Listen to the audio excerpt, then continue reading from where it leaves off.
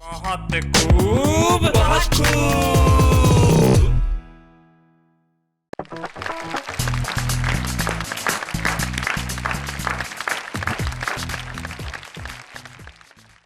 कहिए बहुत खूब।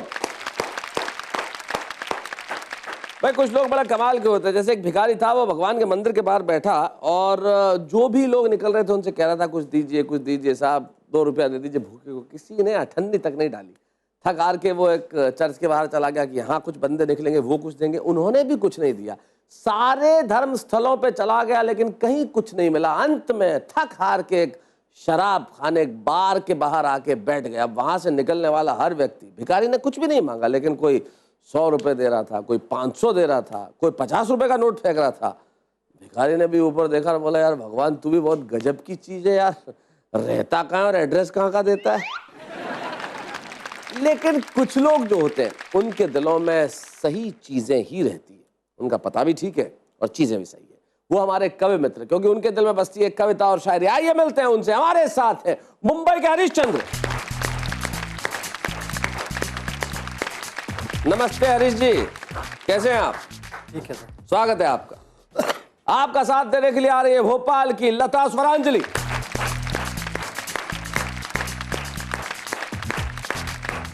नमस्कार। लता जी और हरीशचंद्र जी के साथ हैं ब्यावर राजस्थान के शिव तूफान।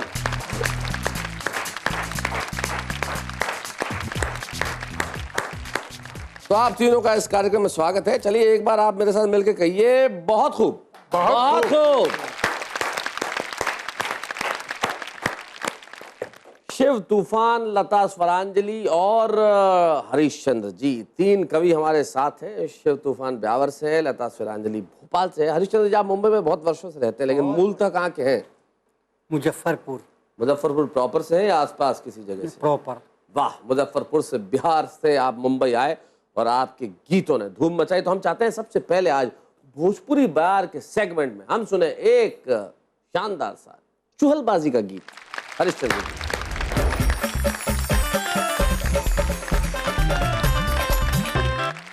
शायद बकरिया के लागल बुखार बा, शायद बकरिया के लागल बुखार बा, ओ डांगदर बाबू बकरिया बीमार बा। बहुत ओ अच्छे। डांगदर बाबू बकरिया बीमार बा। बहुत अच्छे। शायद बकरिया के लागल बुखार बा, क्या बात? शायद बकरिया के लागल बुखार बा, ओ डॉक्टर बाबू बकरिया बीमार बा, ओ डांगदर बाबू बकरिया बीमार बा। एक त बकरियाई पहले से अनहरी एक त बकरियाई पहले से अनहरी, बेटवा के गुल्ली से टूट गई टंगरी। एक त बकरियाई पहले से अनहरी, बेटवा के गुल्ली से टूट गई टंगरी, दोनों पिछिल का टंगरिया बेकार बा। दोनों पिछिल का टंगरिया बेकार बा।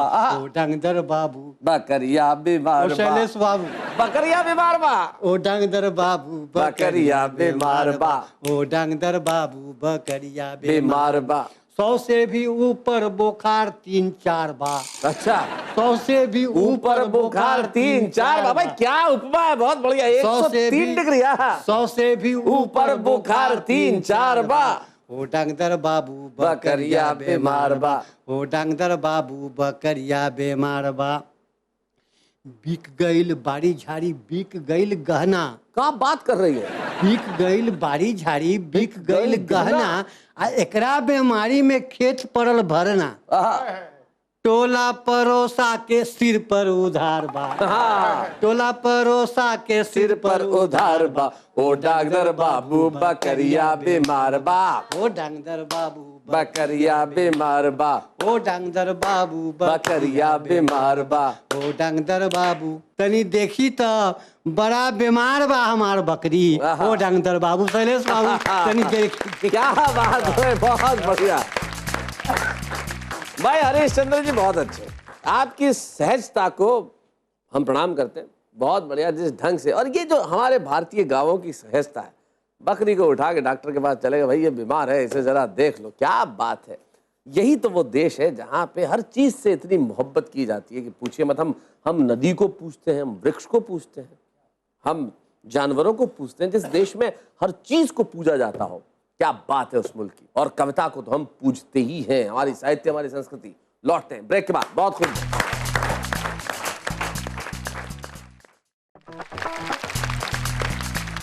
लौट आए हम ब्रेक के बाद। ब्रेक पर जाने से पहले हरिश्चंद्र जी अपनी कविता सुना रहे थे और कह रहे थे, डॉक्टर बाबू बस हमारी बकरी बचा लो। डॉक्टर भगवान का रूप होता है, और इसीलिए किसी ने बहुत ठीक कहा है कि ईश्वर को नाराज मत करिए वरना वो डॉक्टर के पास भेज देता है, और डॉक्टर को नाराज मत करिए वरना वो भगवान के पास भेज देता है। अब भगवान कहाँ है उनका पता कौन जाने, लेकिन कहते तो हैं कि भगवान के पास भेज देगा। भगवान का पता, अरे भाई शिव, इस नाम से तो तुम्हारी एक प्रतिनिधि कविता भी है, क्यों नहीं सुनाते यहाँ आके शिव तूफान।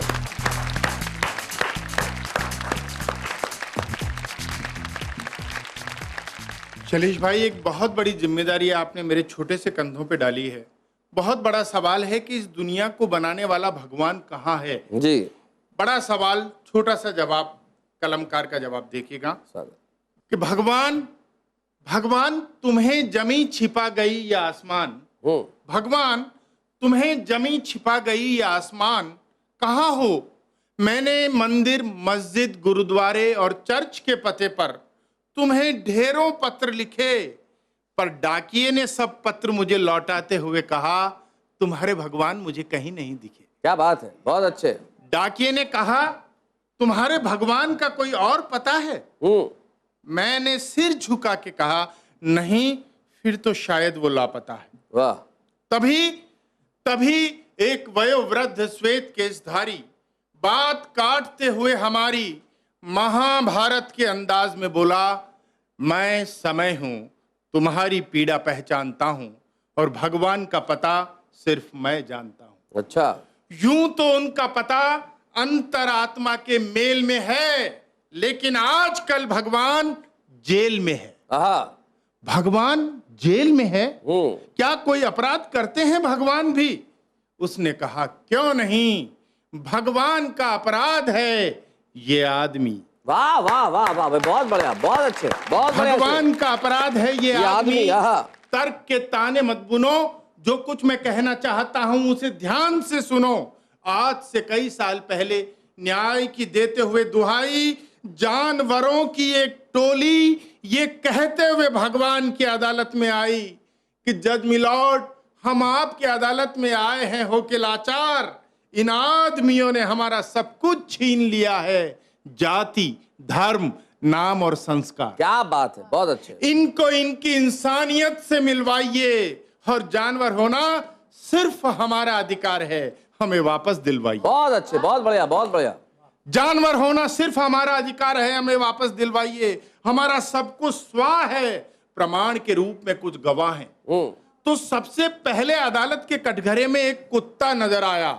उस कुत्ते ने रोते हुए अपना दर्द सुनाया। कहा, भगवान, मैं कुत्ता हूं, गर्व से कहता हूं, लेकिन दुर्भाग्य से इन आदमियों की बस्ती में रहता हूं। वाह। ये लोग मुझे बंगलों में पालते हैं, वरना घर, आंगन, गली चौराहों पे रोटियों के टुकड़े डालते हैं। क्या बात है। ये लोग तो वतन की खा के वतन से गद्दारी करते हैं। एक हम हैं जो रोटी के चंद टुकड़ों के बदले जिंदगी भर वफादारी करते हैं। बहुत अच्छे, वाह वाह वाह। ये फिर भी हमें धिक्कारते हैं हुजूर, ये फिर भी हमें धिक्कारते हैं, हमारा नाम लेके आपस में पुकारते हैं। क्या बात है। हमारे संस्कार लिए नेता बने डोलते हैं, और संसद तक में हमारी भाषा बोलते हैं। बहुत अच्छे। हम फिर भी मौन हैं। अब आप ही बताइए कि असली कुत्ते कौन हैं। क्या बात है। अगले क्रम में अपने आप कटघरे में गवाही देने आया एक सांप।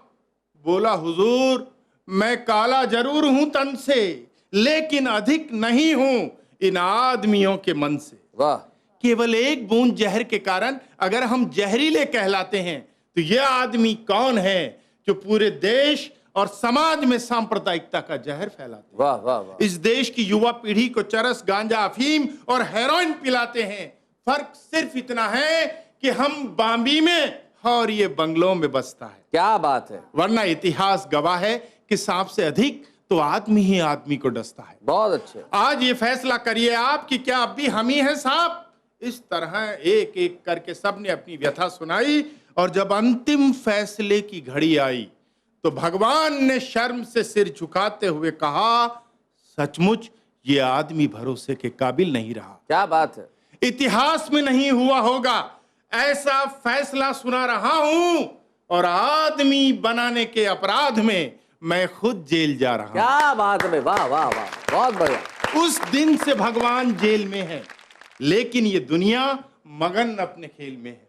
इसलिए दोस्त, मत कोसो भगवान को, पहले जीवित करो अपने भीतर मरे हुए इंसान को। जिस दिन आदमी पर लगे ये सब आरोप धुल जाएंगे, भगवान की जेल के ताले अपने आप खुल जाएंगे। वाह वाह। वो हम सब के बीच आएगा, अपनी उंगली पे फिर गोवर्धन उठाएगा, समुद्र पे फिर पुल बनाएगा, मोहम्मद, ईसा और नानक बन के हमारे कष्ट उतारेगा। धर्म फिर जीतेगा, अधर्म फिर हारेगा। क्या बात है, बहुत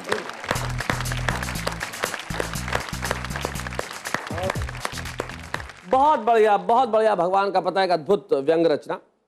और कुत्ता कह रहा था कि बताएं कि असली कुत्ते कौन है। तब मुझे प्रोफेसर सरोज कुमार इंदौर में रहते हैं, उनकी दो पंक्तियां मेरे दिमाग में कौंध रही थी। वो बहुत बढ़िया बात कहते हैं अपने अंदाज से। वो कहते हैं कि मेरे एक पड़ोसी ने अपने घर के बाहर एक आदमी रखा हुआ है ताकि घर में कुत्ते ना आए, और मेरे दूसरे पड़ोसी ने अपने घर के बाहर एक कुत्ता रख छोड़ा है ताकि आदमी ना आए। क्या बात।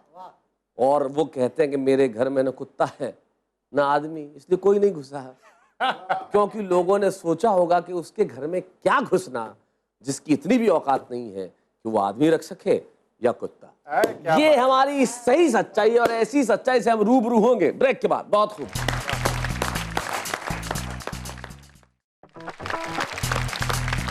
स्वागत है ब्रेक के बाद फिर से आपका। बहुत खूब। मैं ब्रेक पर जाने से पहले शिव तूफान सुना रहे थे अपनी एक कविता भगवान का पता, और उसके पहले बकरी के बीमार होने की व्यथा जो सुना रहे थे हरीश चंद्र जी। अब हमारे साथ है लता स्वरांजलि, जो बिल्कुल निहायत नई कवित्री है और टेलीविजन पे पहली बार कविता पढ़ रही हैं, लेकिन मुझे विश्वास है, पूरे आत्मविश्वास के साथ पढ़ेंगी। बहुत खूब। में आइए लता।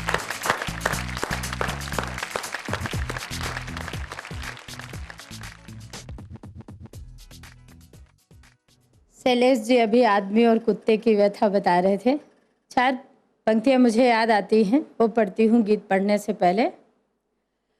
गुफ्तगू ऐसी हो उल्फत भरा पयाम आए, गुफ्तगू ऐसी हो उल्फत भरा पयाम आए, इससे पहले कि मेरी जिंदगी की शाम आए। आदमियों तो बहुत आदमी से मिलते हैं, आदमी वो है कि जो आदमी के काम आए, आदमी वो है कि जो आदमी के काम आए। और एक गीत पढ़ती हूँ, आप सबकी नजर करती हूँ, सुनेगा। आज जो समसामयिक हालात हैं देश पर, तब ये रचनाकार वहां से इस कविता को उठाती है। ये कैसा मेरा देश महान, ये कैसा मेरा देश महान, ये कैसा मेरा देश महान, ये कैसा मेरा देश महान। चौपालों पर लुटने लगा है, चौपालों पर लुटने लगा है नारी का सम्मान। ये कैसा मेरा देश महान, ये कैसा मेरा देश महान। और विडम्बनाएं क्या है सुनेगा बंद में। भारत के लोगों ने अहिंसा पर भी चल कर देखा, 5-5 सालों में अपने रुख को बदल कर देखा।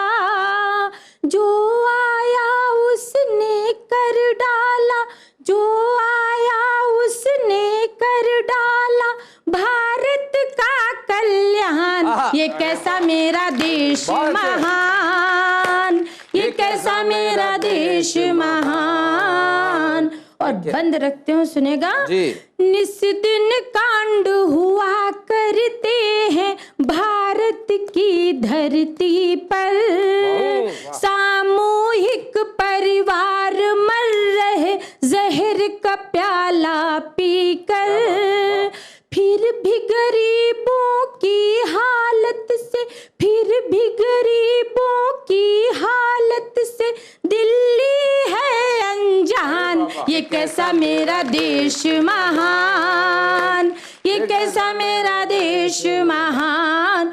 और इस्लाम में मुजाहिद कहते हैं जो धर्म के लिए लड़ता हो, लेकिन कोई भी धर्म लड़ना नहीं सिखाता, प्यार करना सिखाते हैं। तब बंद पढ़ती हूँ जी। रेलें उड़ जाती हैं, रक्षक बंगलों में सोते हैं, इस धरती पर प्लेन भी अक्सर हाईजेक होते हैं। मर्द मुजाहिद की शक्लों में, मर्द मुजाहिद की शक्लों में फैले हैं शैतान। ये कैसा मेरा देश महान, ये कैसा मेरा देश महान, ये कैसा मेरा देश महान, बहुत बढ़िया, ये कैसा मेरा देश महान। जाते जाते लता स्वरांजलि कहती हैं कि ये कैसा मेरा देश महान, देश महान सचमुच कैसे हो। तब डॉक्टर रमाकांत शर्मा के एक गीत की एक पंक्ति मुझे याद आती है। वो कहते हैं कि भूखे नंगे गांवों वाला मेरा देश महान है, और बैसाखी के पांवों वाला मेरा देश महान है। लेकिन अगर गांव नंगे भूखे हैं और देश बैसाखी के सहारे चल रहा है, ये आपकी और मेरी जिम्मेदारी है कि हम इस देश को बदलें और उस महानता को फिर से लौटाएं जिसके लिए हमने हमेशा कहा है, मेरा भारत महान। बहुत खूब।